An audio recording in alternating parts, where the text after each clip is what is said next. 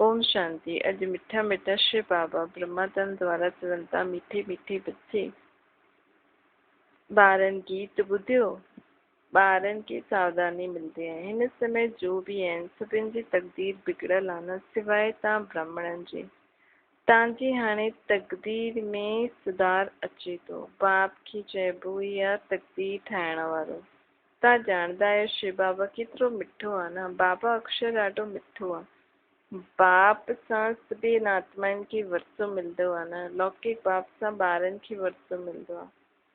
सभु ॿारनि खे अर्थात पुरुषनि खे मिलंदो आहे। पुत्री खे न मिलंदो आहे, पुत्र खे मिलंदो आहे। हिते ॿार ऐं बालकी, बच्चा ऐं बच्ची सभु हक़दार आहिनि।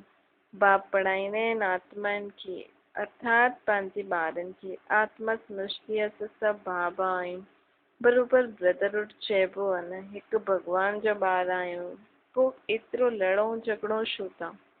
सभु आपस में लड़दा ई रहंदा आहिनि। अनेक धर्म, अनेक मत। मुख्य ॻाल्हि त रावण राज्य में लड़ाई ई हलंदी आहे, छो जी विकारनि जी प्रवेशता आहे न। काम विकार ते केतिरो लड़ाई झगड़ो थींदो आहे। अहिड़ा ॾाढा राजायूं आहिनि जो विकारनि जे कारण लड़ाई कंदा आहिनि, काम जे कारण ॾाढी लड़ाई कंदा आहिनि। केतिरा ख़ुशि थींदा आहिनि। कोई सां दिलि लॻी वेंदी आहे त मारे बि छॾंदा आहिनि। काम मां शत्रु आहे न। क्रोध वारे खे चईंदा आहिनि क्रोधी, लोभ वारे खे लोभी, लेकिन जो कामी आहे हुनजा ॾाढा नाम आहिनि।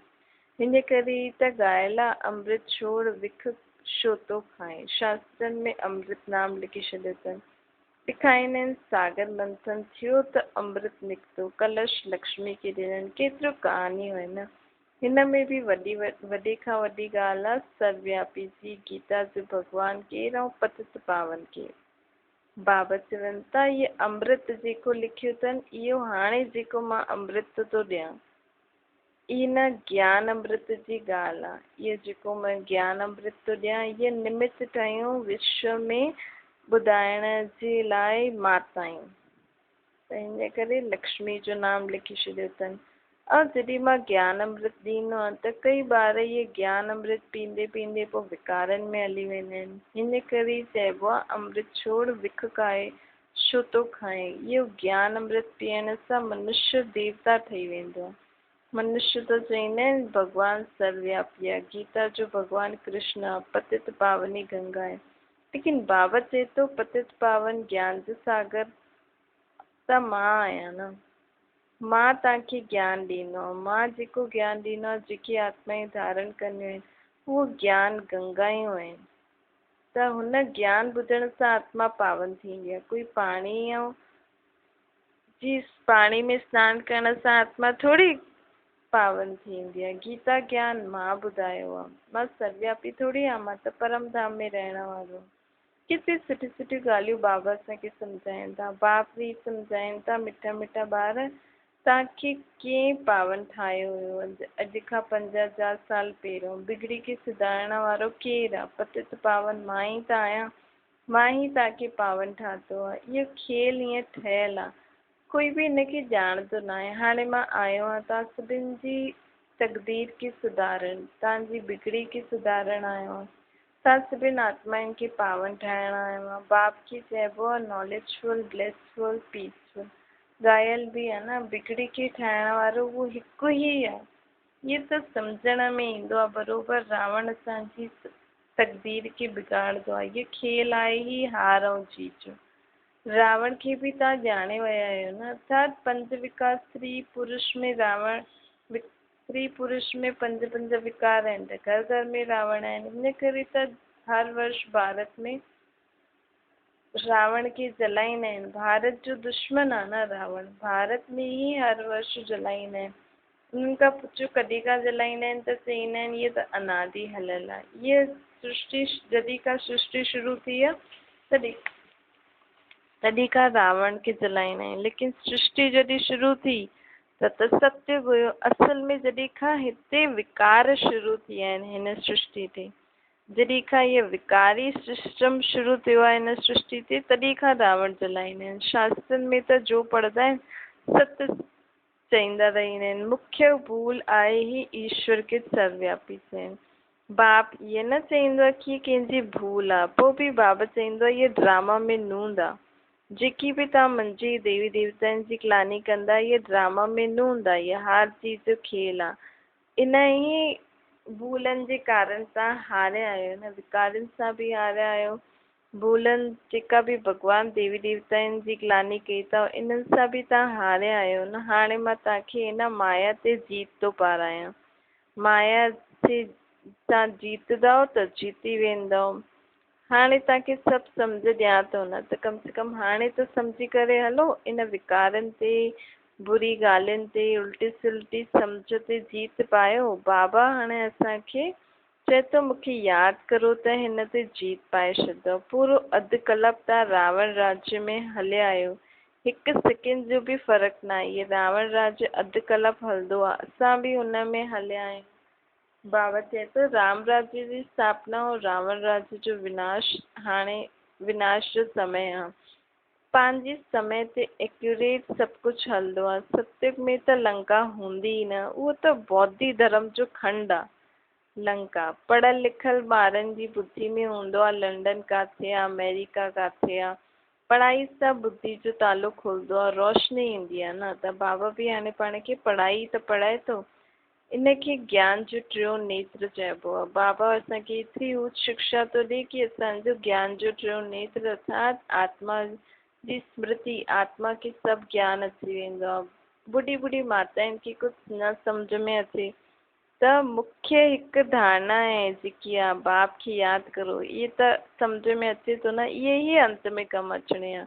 मनुष्य शास्त्र त ॾाढा पढ़ियल आहिनि, पिछाड़ी में वरी बि हिकु ई शब्द चई ॾींदा आहिनि कि राम राम चओ। हीअं न चईंदा आहिनि शास्त्र ॿुधायो, वेद ॿुधायो, पिछाड़ी में चईंदा आहिनि राम खे यादि करो। जो जास्ती समय जे चिंतन में रहंदो आहे, अंत में बि हुनखे उहो ई यादि ईंदो अथसि। हाणे विनाश त सभिनि जो थियणो ई आहे। तव्हां ॼाणंदा आहियो सभु कंहिंखे यादि कंदा, कोई कृष्ण खे, कोई पंहिंजे गुरू खे, कोई पंहिंजी देह खे, संबंधियुनि खे यादि कंदा। देह खे यादि करनि त इहो ई खलास थी वेंदो खेल। अंत समय देह जे संबंध खे थोरी यादि करिणो आहे। कोशिशि करे हिन हिकु निराकार परमात्मा जी यादि में आत्मा खे शरीर छॾिणो आहे। हिते तव्हांखे हिकु ई ॻाल्हि सम्झाई आहे कि पंहिंजे पाण खे आत्मा सम्झो, बाप खे यादि करो। चार्ट रखो कि असां केतिरो समय बाबा खे यादि कंदा आहियूं। जेतिरो यादि कंदासीं पावन थींदा वेंदासीं। हीअं न कि गंगा में सनानु करण सां पावन थींदासीं। हिते आत्मा जी ॻाल्हि आहे, आत्मा ई पतित आत्मा ई पावन ठहींदी आहे न। बाबा चए था कि मां तव्हांखे सम्झायो आहे न कि आत्मा हिकु स्टार मिसल आहे, भ्रुकुटी जे विच में रहंदी आहे। चईंदा आहिनि आत्मा स्टार अति सूक्ष्म आहे। तव्हां ॿार ई हिननि ॻाल्हियुनि खे सम्झी सघंदा आहियो। बाप त चईंदा आहिनि मां कल्प कल्प जे संगम युग ते ईंदो आहे। उन्हनि पोइ कल्प अक्षर छॾे युगे युगे अक्षर लिखी छॾियो अथनि। त मनुष्य उल्टो सम्झी वियो अथनि न। मां चयो कल्प कल्प जे संगम युग ते, अर्थात हाणे कल्प ख़तमु थियण वारो, ॿियो कल्प शुरू थियण वारो आहे। त ॿिन्हिनि कल्प जे विच में आयो आहे न बाबा, ख़तमु थियण वारी और शुरू थियण वारी, इनखे संगम युग चइबो आहे। घोर अंधियारो ऐं घोर सूजरे जे संगम ते ईंदो आहे। बाक़ी युगे युगे अचण जी त मूंखे दरकार ई कोन्हे।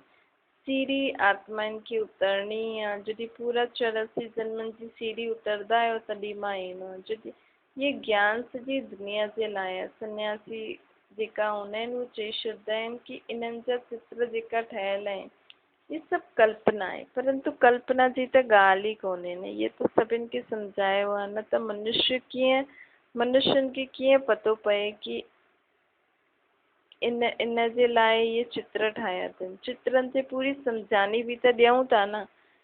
त कल्पना थोरी थी, ये प्रदर्शनी देश देशांतर में देर थींदी वेंदी। बाप चईंदा आहिनि तव्हां भारतवासी ॿार आहियो न, इहे त सभु ॿार आहिनि त सभी आत्माऊं ॿार, लेकिन हिननि में बि तव्हां भारतवासी मूंखे ॼाणंदा आहियो न। माता पिता जे रूप में तव्हां भारतवासी पालना वठंदा आहियो।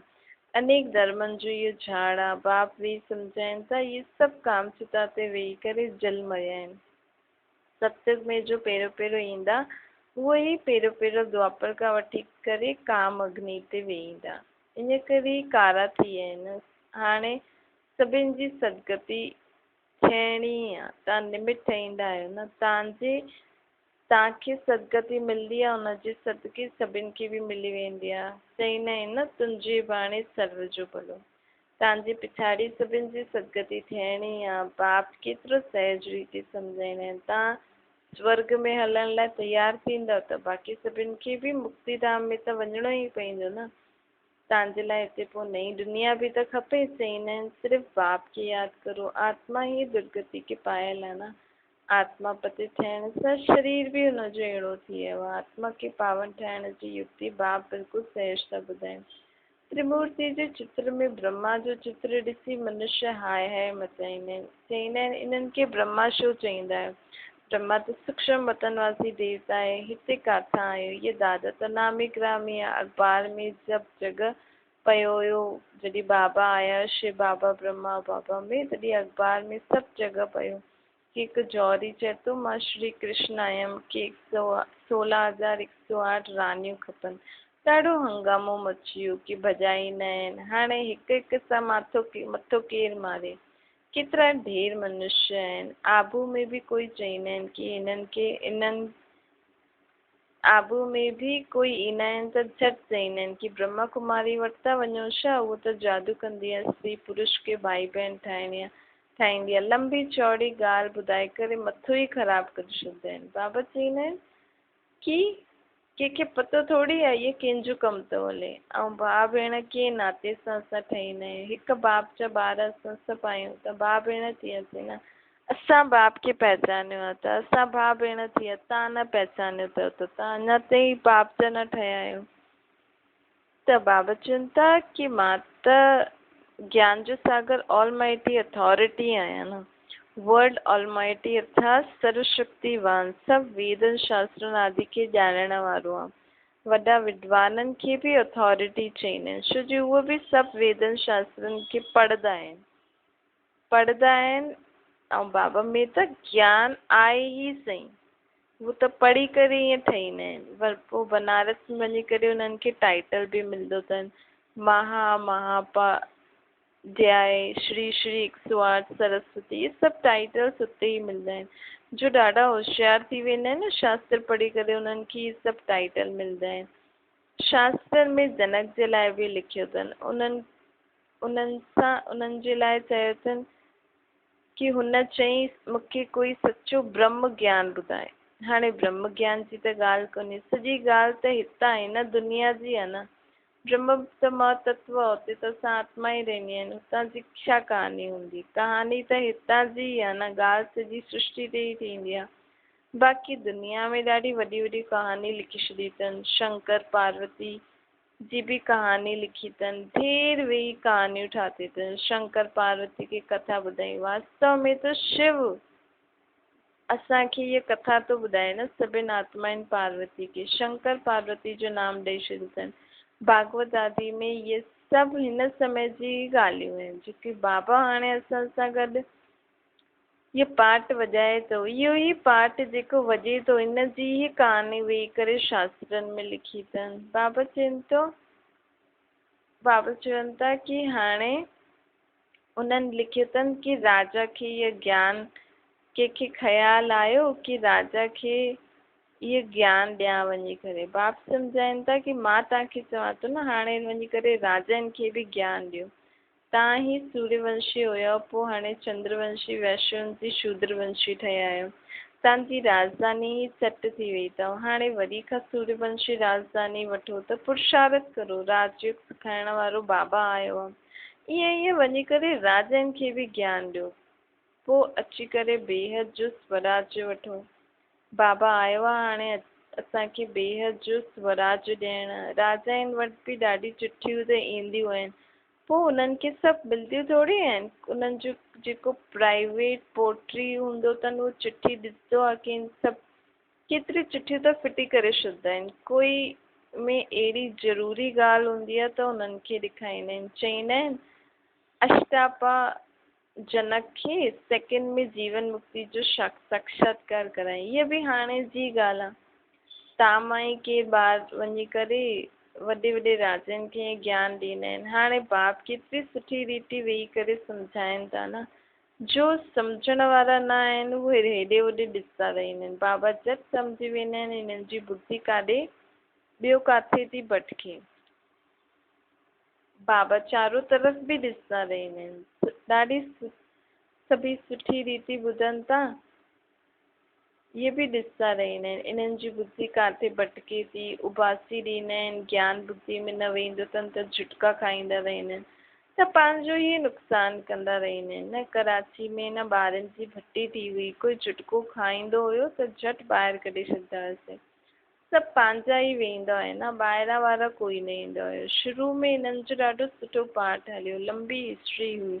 शुरू में त ॾाढा बालकियूं ध्यान में बि हली वेंदी हुई। हाणे तई बि चईंदा आहिनि कि इहे त जादू कंदा आहिनि, परम पिता परमात्मा त आहे ई जादूगर। शिव बाबा ॾिसंदा आहिनि इन्हनि खे ॾाढो प्रेम अथनि, त ॾिसण सां ई झटि ध्यान में हली वेंदियूं आहिनि। वैकुंठ त भारतवासियुनि जो ॾाढो प्यारो आहे न, कोई मरदो आहे त चईंदा आहिनि वैकुंठवासी हुयो थी वियो, स्वर्गवासी थी वियो। हाणे इहे त आहे नर्क, सभु नर्कवासी आहिनि न, तॾहिं त चईंदा आहिनि फलानो स्वर्गवासी थियो, परंतु स्वर्ग में त कोई वञी नथो सघे न। हाणे सिर्फ़ु इहे तव्हां ॼाणंदा कि असां स्वर्गवासी हुआसीं, पोइ 84 जन्म वठी करे हाणे नर्कवासी ठहिया आहिनि, तव्हां ई ॼाणंदा आहियो। हाणे बाबा असांखे वरी खां स्वर्गवासी ठाहिणु आयो आहे। स्वर्ग में आहे राजधानी, राजधानी में त ॾाढा पद हूंदा, पुरुषार्थ करे नर सां श्री नारायण ठहिणो। तव्हां ॼाणंदा आहियो इहे मम्मा बाबा भविष्य में लक्ष्मी नारायण ठहींदा, हाणे पुरुषार्थ था करनि। इन करे ई बाबा चईंदा आहिनि फॉलो मदर एंड फादर, जीअं इहे पुरुषार्थ कंदा आहिनि तव्हां बि करो। इहे बि यादि में रहंदा आहिनि, सुदर्शन चक्रधारी ठहींदा आहिनि। तव्हां बि बाप खे यादि करो, वर्ती खे यादि करो, त्रिकालदर्शी ठहो। तव्हांखे हिन सारे सिकर जो ज्ञान अथव, हिन में तत्पर रहो, ॿियनि खे बि सम्झायो, हिन सर्विस में लॻिया रहंदा त ॿियो कोई धंधो आदि यादि ई न ईंदो। अच्छा, ओम शांति। वरदाना सदा साथीपन जी स्मृति और साक्षी जी शेष जो अनुभव करण वारा शिवमयी शक्ति स्वरूप कंबाइन रूपधारी ठहो। जी आत्मा और शरीर ॿई साथ आहिनि न, जेसिताईं हिन सृष्टि ते पार्ट आहे तेसिताईं अलॻि न थी सघंदा आहिनि। ईअं ई शिव ऐं शक्ति ॿई ही ॿिन्हिनि जो एतिरो ई गहरो संबंध हुजे, जो सदा शिवमयी शक्ति स्वरूप में स्थित थी करे हलंदा आहिनि, त उन्हनि जी लग्न में माया बि विघ्न विझी न सघंदी आहे। उहे सदा साथीपन ऐं साक्षीपन, साक्षी स्टेज जो अनुभव कंदा आहिनि। ईअं अनुभव थींदो अथनि जीअं कोई साकार में असां सां गॾु आहे। स्लोगन आहे निर्विघ्न ऐं हिक रस स्थिति जो अनुभव करण जे लाइ एकाग्रता जो अभ्यास वधायो। था सदा अंदर मन बुद्धि में बाबा जी यादि रहे। बाबा जी यादि रहंदी त असां सदा निर्विघ्न रहंदासीं। विघ्न ईंदा लेकिन उन जो प्रभाव असांजे मथां न रहंदो ऐं असांजी स्थिति हिकु रस अचल अडोल रहंदी, सुठी रहंदी। अच्छा, ओम शांति।